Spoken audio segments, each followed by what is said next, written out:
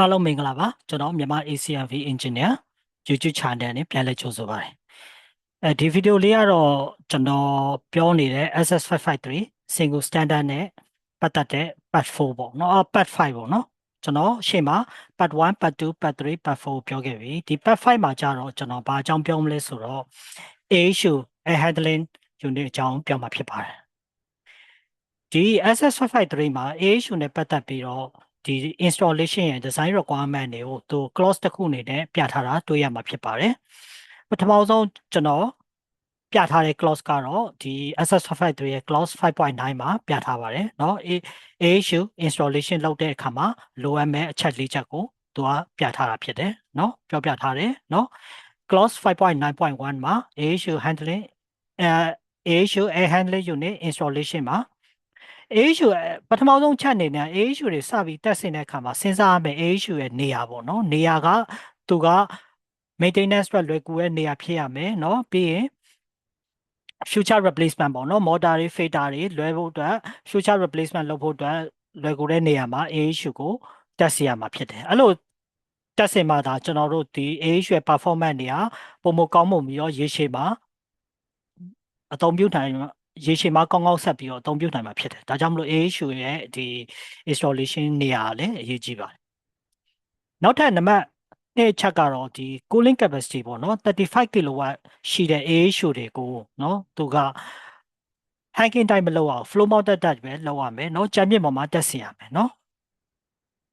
ဒါကလည်း future maintenance အတွက်ပို့ပြီးတော့လွယ်ကူစေမယ်အချက်တစ်ချက်ပဲနော်ဘာကြောင့်လဲဆိုတော့ဒီ air handling unit 35 kW ကျော်သွားရင် coin တွေကကြီးသွားမယ်အဲ့တော့ကြီးသွားရင် access လုပ်ရတာခက်ပဲဒါကြောင့်မလို့သူက flow mounted ကိုပဲတက်ဆင်ဖို့ကိုဒီ SS553 မှာထည့်ပြီးတော့ရေးထားတယ်နော်နောက်တစ်ခုက AHU ခန်းတွေကဒီ storage ပေါ့နော်ပစ္စည်းသို့လောက်တဲ့အခန်းတွေမဖြစ်ရဘူး AHU ခန်းကဒီ air handling unit တက်စင်တဲ့အခန်းပဲဖြစ်ရမယ်နော် storage ခန်းတွေဆိုလို့ရှိရင်ဒီတခြားအနံ့သက်တွေ AHU ခန်းထဲဝင်နိုင်ရင်အဆောက်အုံတစ်ခုလုံးကိုအနံ့သက်တွေပြန့်သွားနိုင်တယ်ဒါကြောင့်မလို့ AHU ခန်းတွေကိုပစ္စည်းသို့လောက်တဲ့အခန်းတွေမဖြစ်ရဘူးနော်ပြီးရင် AHU မှာ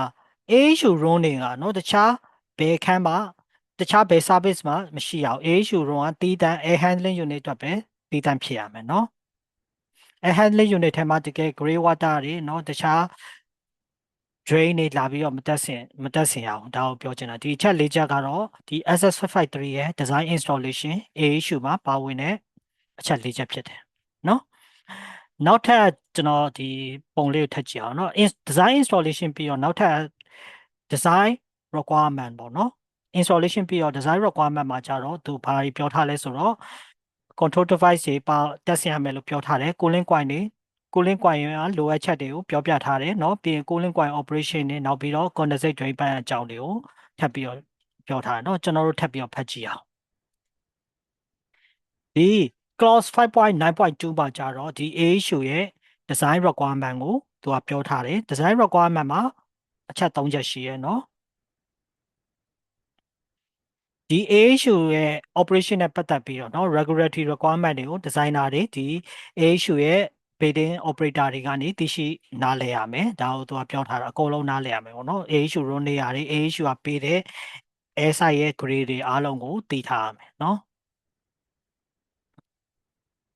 ပြီးရင်ဒီ AHU ရဲ့ဒီအတွင်းမျက်နှာပြင်ကိုလည်းတန်ရှင်းရင်ပို့ပြီးတော့cleaning လုပ်တဲ့ခါမှာပို့ပြီးတော့လွယ်ကူအောင်လို့ abrasion resistant coating တွေထည့်ပေးထားရမယ်เนาะပြီးရင် AHU coil တွေမှာ UV light တွေတက်ဆင်ထားရင်เนาะ UV light ကြောင့်မလို့ပျက်စီးမှုမဖြစ်အောင်လို့ insulation တွေကိုလည်းတေချာစစ်ဆေးပေးရမယ်ဒါကိုပြောချင်တာเนาะပြီးရင် AHU မှာတက်ဆိုင်ရာ control device တွေကိုတက်ဆင်ရမယ်ခုနကျွန်တော်ပြောခဲ့တယ်လို့ပဲဒီမှာ AHU ရဲ့ control device တွေဆိုတာ temperature sensor တွေ hole bending sensor တွေ differential pressure switch တွေเนาะဒီမှာ control bar တွေအဲ့ဒီဟာတွေအားလုံးကိုတက်ဆင်ရမယ်เนาะဒီမှာဒါအဲ့ဒါကိုပြောတာ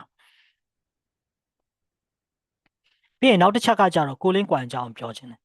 cooling coil ကိုကြတော့ clause 5.9.4 မှာကြတော့ cooling coil ရဲ့ feature တွေကိုသူကပြောပြထားတယ်เนาะAHU မှာအသုံးပြုတဲ့ cooling coil တွေရဲ့ ဓာတ်ကလည်းเนาะအဲ့ road ထက်မပိုရဘူးတဲ့เนาะအဲ့ road ထက်ပိုလို့ရှိရင်သူက ဘာဖြစ်လဲဆိုတော့ maintenance လုပ်ရတာခက်တယ်ဒါကြောင့်မလို့ H row ထက် A row ထက်ပိုတဲ့ cooling coil လိုအပ်ပါကကျွန်တော်တို့က cooling coil ကိုဒီလိုမျိုးနှစ်ခုခွဲပေးရမယ်เนาะဒီမှာကျွန်တော်5.9 9.41မှာကျွန်တော်ပြထားတယ်เนาะ cooling coil တွေကို A row ထက်ပိုသွားရင်သူက cleaning လုပ်ဖို့အတွက် access ရအောင်လို့နှစ်ခုခွဲပေးရမယ်ဒါကိုပြောချင်တာเนาะပြီးရင် AHU ရပ်ထားတဲ့ချိန်မှာဒီ control bar ကိုလည်း fully close ထားရမယ်เนาะပိတ်ထားရမယ်ဒါပြီးရင်ဒီ AHU ရဲ့ဒီ chiller plant ရဲ့စွမ်းအင်ကို AHU ကနေအများကြီးမသုံးချင်အောင်မသုံးပြအောင်လို့သူ့ရဲ့ data T ကိုလည်း 6.5 မှာ setting ထားရမယ်เนาะပြီးရင်သူ့ရဲ့ condensate drain เนาะ condensate drain မှာလည်းဒီ U track တွေတက်ဆင်ပေးရမယ်เนาะပြီးရင်သူ့ရဲ့ cooling coil မှာထွက်တဲ့ condensate drain ကို fully drain off switch off လုပ်တဲ့အချိန်မှာ fully drain off ဖြစ်အောင်လို့ကျွန်တော်တို့တေချာတက်ဆင်ပေးရမယ်เนาะပြီးရင် condensate drain pan နဲ့เนาะဒီ pipe ကြားမှာเนาะ flow track တက်ပေးရမယ်เนาะ flow track တက်ပေးရတဲ့အတွက်ကြောင့်မလို့ဒီ drain pipe ထဲကအနက်သက်တွေကပြန်ပြီးတော့ AHU တွေကိုမရောက်မှာဖြစ်တယ်เนาะair brake ဖြစ်စေတယ်ပေါ့เนาะဒီမှာဒီလိုမျိုး U band လေးနဲ့ flow track လေးတက်ပေးထားမယ်ဒါကဒီ SS553 မှာပြောထားတဲ့ AHU တက်ဆင်တဲ့အခါမှာလိုအပ်ချက်တွေကိုကျွန်တော်ပြောပြပေးရဖြစ်တယ်เนาะဒါဆိုရင်ဒီ